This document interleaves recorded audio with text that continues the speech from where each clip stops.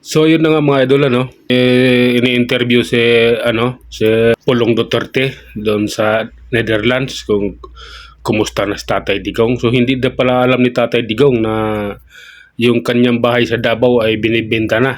Hindi pa niya alam at hindi pa nasabi sa kanya dahil hindi nila alam kung paano sabihin kay Tatay Digong yung pangyayaring ito, yung pagbibenta ng bahay nila doon sa Davao. Kaya ito nagpapaliwanag si si Pulong na hindi pa nila nakakausap regarding doon sa pagbibenta nga ng ari-arian nila doon. So mahihirapan pa sila nito mag-explain, kasi ang may karapatan doon yung tatay niya at saka yung nanay ni Katie Duterte. Yun yung may karapatan doon sa bahay na yun.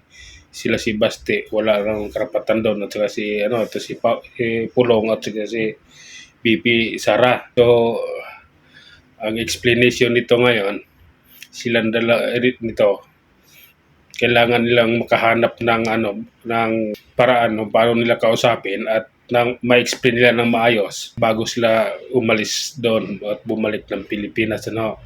Kaya medyo nahihirapan ito kung anong dapat nilang gawin. Pero ganun pa man, siguro maintindihan naman ng matanda na nagrereklamo na ata yung mga kapitbahay doon kasi di nawawalan ng tao eh.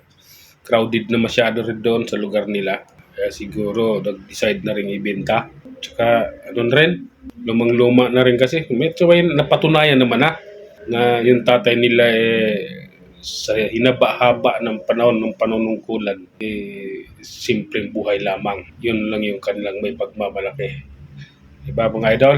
Yun lang muna. Hanggang dito na lamang. Maraming salamat.